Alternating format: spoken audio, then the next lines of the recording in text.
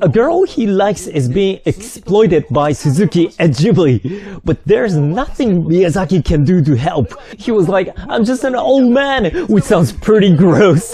He said, I'm just an old man, so I can't fight Suzuki, who's as scary as Yubaba, but I can give her some advice. So he drew himself as Kamaji. He didn't forget to give himself a cool character. Actually, Chihiro gets stronger without any help, but Miyazaki had another alter ego besides Kamaji. It's Haku, that beautiful boy who's literally covered with blood in order to work for Yubaba. Just like that, Miyazaki had to work bloody hard in order to make anime under Suzuki's unreasonable command. And if Suzuki decides that Miyazaki was too old and useless, he would ruthlessly throw Miyazaki away in a hole and start favoring young animators like Miyazaki's disciples, his son Goro Miyazaki, and more than anyone else, Takahata. Miyazaki is like, Suzuki-san, so now you care more about the younger guys than me? Miyazaki's such selfish delusions overflow in the scenes where Yubaba dotes on a child called Bo, which makes the movie more and more interesting. But only Chihiro doesn't abandon Miyazaki or beautiful Haku and goes to meet Takahata at Zeniba at risk of her life. And Chihiro finally tells Miyazaki her real name, which is a metaphor for teaching him the kind of anime he should be making, and leaves. And that anime is Spirited Away. In other words, this is Miyazaki's autobiographical story, which I think is so well made. It is an animation for Miyazaki, by Miyazaki, from the beginning to the end. At some point, it was no longer an anime for 10-year-old girls. Now he was making it for himself. On Your Mark, made around this time, was similar. From around this time, Miyazaki started making stories only he could understand. But that type of story created something sinister and deep in taste. On top of that, he still had a will to make his movies a hit. In addition, he had skills, experience, great ideas, and imagination to make that happen. And this became the secret for the popularity of his movies. That's how the movie reflects his strong sense as an author. However, an anime Miyazaki would make for himself could not make a mega hit like Princess Mononoke did. It's like Miyazaki's autobiographical novel, but it lacks sociality. Unless it looks like it's criticizing society, critics won't pay close attention to the context. That's where Suzuki's misleading advertisement comes in. Suzuki knew at the early stage of production that Miyazaki started making an autobiography. Then he thought the movie wouldn't make a mega hit unless he made the movie look like Princess Mononoke, which criticized the society.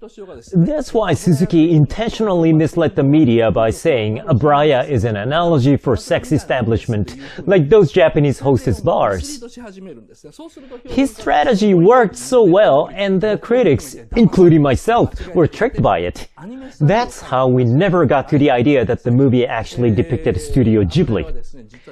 It's written in this book that Abraya is Ghibli and people lose their minds working there, just like how Chihiro eventually didn't feel anything seeing her parents turning into pigs.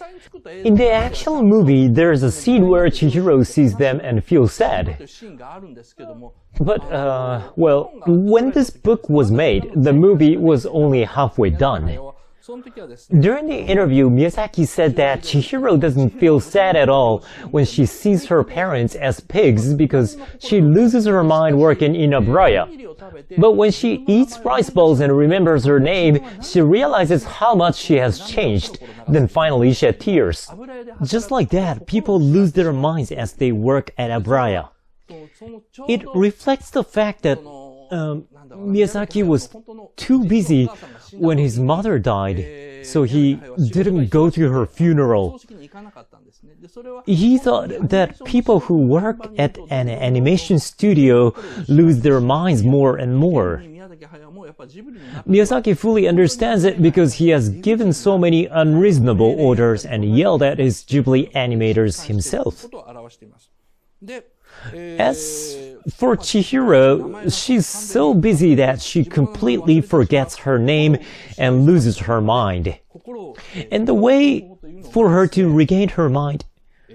let me see. Do I have it?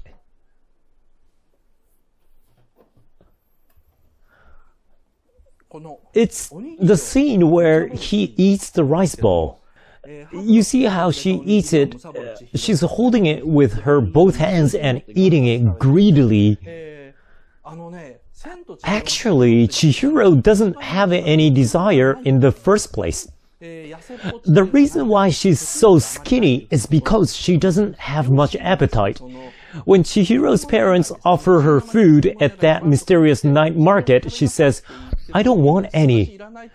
That's the usual Chihiro. She doesn't eat much during meals because she doesn't have the desire to. Even when people order her to eat, she just doesn't get hungry. But when Haku persuades her to eat, and she eats the rice bowl for the first time, she realizes how hungry she has been all this time. It's like how Miyazaki, when he was making Princess Mononoke, he kept on saying how he wasn't interested in making his movies hit. But others kept trying to convince Miyazaki that with some manipulations, he would make more money. Miyazaki reacted to those voices and said he did not do what he did for money. But in reality, we can't do things with full energy without money. Just like how we can't work hungry.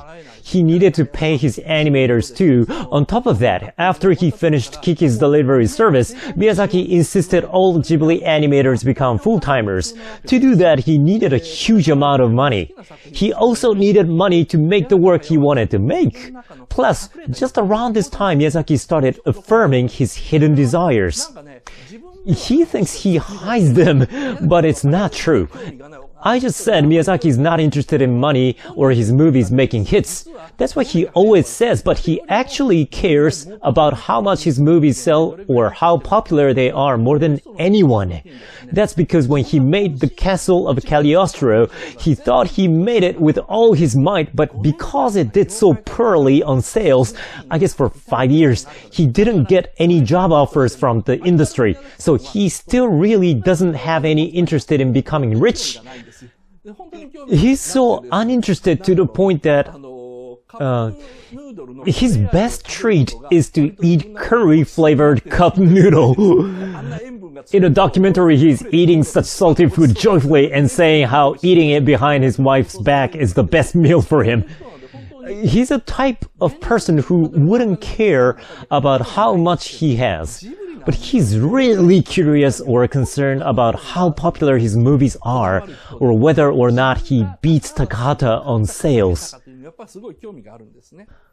Now, speaking of sales, here's a free gift that comes with the DVD, the rice bowl Haku makes. Isn't this silly? Before, whenever his staff tried to add any free character figures to their DVDs, he used to be so mad and was against releasing the DVDs, but when he finally gave her permission, he decided to make the rice bowl into a toy.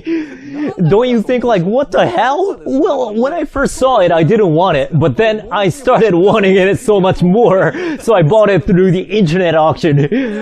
I mean, first of all, the idea of selling DVDs with free gifts is unacceptable from Miyazaki. He was against the idea of duplication.